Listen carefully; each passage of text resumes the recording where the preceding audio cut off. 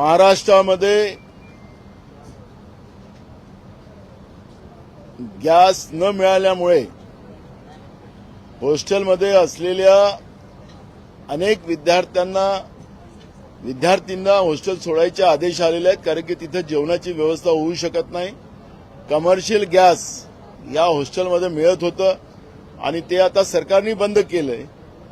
तर मध्यमवर्गीय आणि गरिबांच्या मुलामुलींच्या शिक्षणापासूनच त्याला वंचित करण्याचं पाप राज्याचं सरकार करते आहे. ही भूमिका मी आता विधानसभेत मांडलेली आहे.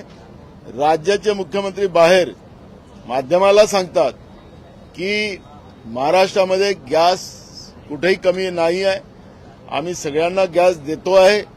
हे सरकार सांगत असेल तर तुमच्या माध्यमातून लोकांच्या लाईनी त्या गॅसच्या दुकानासमोर दिसतात आहेत. तर मग गॅसचं शॉर्टेज नसेल महाराष्ट्रात तर मग लोक लाईन का लावून बसलेले आहेत घरगुती गॅससाठी? तर हे खोटं बोलण्याचं काम मुख्यमंत्र्यांनी सोडलं पाहिजे. मी मुद्दाहून आठवण करून देतो या निमित्तानं की ज्यावेळेस कोरोना आपल्या देशात यायला निघाला होता त्यावेळेस आमचे नेते राहुल गांधीजी आणि सोनिया गांधीजींनी देशाच्या प्रधानमंत्र्याला पत्र लिहिलं होतं की कोरोना हा विनाशक आहे, अनेक लोकांचा जीव घेऊ शकतो आणि म्हणून देशाचे बॉर्डर जे आहेत त्या सील केल्या पाहिजेत. पण त्याच वेळेस नरेंद्र मोदी आणि भाजपवाले हे सोनिया गांधीजी आणि राहुल गांधीजींना टीका करत होते. कोट्यावधी लोकांचा जीव कोरोनाच्या काळात गेला, तर त्याची जबाबदारी का नरेंद्र मोदी घेणार? त्याची जबाबदारी हे बीजेपी घेणार? जे वस्तुस्थिती आहे ते मांडत असताना राज्याचे मुख्यमंत्री सांगतात की काँग्रेस या पद्धतीचं लोकांमध्ये पॅनिक करताय. व आम्ही पॅनिक करत नाहीये. जी वस्तुस्थिती आहे ते तुमच्या समोर दिसते आहे, माध्यम दाखवतात आहे. मग माध्यम दाखवतात आहेत ते चुकीचं आहे. ते काय नकली लोक आहेत लाईनमध्ये लागलेले. आणि म्हणून राज्यावर आलेलं हे संकट आहे. आज इराण, इस्रायल आणि अमेरिकेचं जे युद्धाला 17वा दिवस आहे आणि 17 दिवसापासून देशामध्ये जी काही परिस्थिती आता निर्माण झाली, खायच्या तेलापासून तर सगळ्या गोष्टी महाग झाल्यात, गॅस मिळत नाही, महागाई वाढली आणि सरकार हे सगळं पाप लपवण्यामध्ये लागलेलं आहे, अशी परिस्थिती आहे. आणि म्हणून आज विधानसभेत हा प्रश्न उपस्थित केला. विधानसभेच्या तालिकाच्या अध्यक्षांनी सांगितलं की संध्याकाळपर्यंत राज्य सरकारने याचं निवेदन सभागृहात द्यावं, अशा पद्धतीच्या सूचना विधानसभेच्या अध्यक्षांनी माझ्या प्रश्नावर त्या ठिकाणी दिलेल्या आहेत.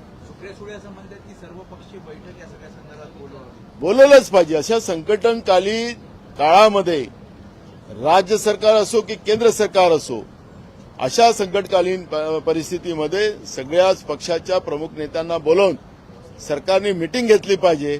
पण सरकार लोकांना लुटायसाठी बसलेलं आहे. मोठ्या प्रमाणात ब्लॅक मार्केटिंग चालू झालेलं आहे आणि एकीकडे गॅस मिळत नाही, सरकार सांगते गॅस मिळत आहे, सरकारच गॅसवर आहे, अशी परिस्थिती आता निर्माण झालेली आहे. आणि म्हणून सुप्रियाताईंनी जे काही भूमिका मांडली त्याचं आम्ही समर्थन करतो. अशा वेळेस सरकारने सर्वपक्षीय मीटिंग बोलवून या आलेल्या संकटाला कसं मात करता येईल ही भूमिका मांडली गेली पाहिजे. पण सरकार कोरोनासारखं वागत आहे आणि कोरोनामध्ये ज्या पद्धतीचे लोकांचे जीव गेलेत त्याला जबाबदारच नरेंद्र मोदी आणि भाजप आहे असं मी म्हणेन.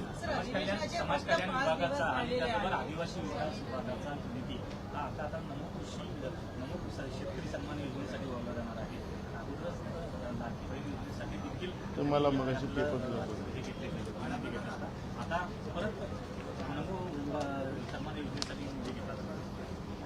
बघा, या राज्य सरकारमध्ये जे घटनात्मक अधिकार आणि ज्या आदिवासी जनतेसाठी दिलेले आहेत आणि शेड्यूल कास्ट लोकांसाठी दिलेले आहेत, त्याच्यासाठी सरकार कोणाचे असो त्याने निधी उपलब्ध करून त्यांच्या व्यक्तिगत जीवनाला आर्थिक मजबूत करण्यासाठी, शैक्षणिक मजबूत करण्यासाठी, सामाजिक मजबूत करण्यासाठी तो निधी त्यांच्यावरच खर्च केला पाहिजे. असं असताना सुद्धा गेल्या 2 वर्षापासून महाराष्ट्रावर खर्च केला जातो आणि घटनेला केराची टोपली दाखवली जाते. या सरकारमध्ये, फडणवीस सरकारमध्ये हे चित्र आपण पाहतोय आणि हे खरं आहे जे प्रश्न उपस्थित आपण केला.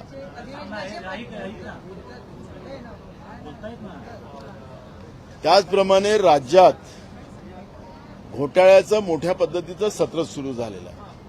मी नाशिकचं तुम्हाला एक उदाहरण देईन की माळाचा भूखंड त्याचा श्रीखंड कसं खाल्ला जातो आहे. तिथले पोलीस तिथले पोलीस याबाबत नाशिकचे पोलीस आयुक्त श्री संदीप कर्णिक आणि शहरातील विविध पोलीस ठाण्याचे पोलीस निरीक्षक यांच्या मार्फत त्याला तपास सुरू आहे. दोषी असलेल्या बिल्डर बांधकाम व्यावसायिक यांच्या विरोधात कारवाई व्हायलाच हवी. पण या सगळ्यांना बोलवून आणि ज्या लोकांनी तक्रारी केल्यात त्यांनाही बोलवून त्यांना धमकवलं जातं आणि त्यांच्याकडून उलटं पैसे लुटण्याचं काम या नाशिकमध्ये चाललेलं आहे. आणि ह्या तक्रारी मुख्यमंत्री महोदयाकडे गेल्यात. मुख्यमंत्री स्वतः गृह खात्याचे मंत्री आहेत. पण मला असं वाटतं की महाराष्ट्रामध्ये पोलीस प्रशासन आणि या नगरविकास असेल गृहनिर्माण असेल या विभागातल्या अधिकाऱ्यांना मुख्यमंत्र्यांनीच मुभा दिलेली आहे का जनतेला लुटायची. या पद्धतीची परिस्थिती आता सगळीकडे निर्माण झालेली आहे. आणि म्हणून एक नाशिकचं उदाहरण आपल्याला मी या ठिकाणी देतो की तपासकामी नाशिक पोलिसांचं लक्ष्मी दर्शन अशा पद्धतीचं त्या ठिकाणी लोकल पेपरलाही बातम्या यायला लागलेल्या आहेत. अधिवेशनाची फक्त 5 दिवस राहिलेले आहेत. ज्या पद्धतीने ते सिलेंडरचा जो प्रकार सुरू आहे तर या 5 दिवसामध्ये हे तोडण्यात आज अध्यक्ष जे तालिकेवर आहेत त्यांनी सूचना दिलेली आहे की सरकारने संध्याकाळपर्यंत आज सभागृहामध्ये निवेदन केलं पाहिजे, वस्तुस्थिती मांडली पाहिजे. त्याच्यामुळे आज सरकार काय मांडतं, काय भूमिका मांडते ते आता आमचं लक्ष त्याच्याकडे लागलेलं आहे. ओके. एक मिनिट खाली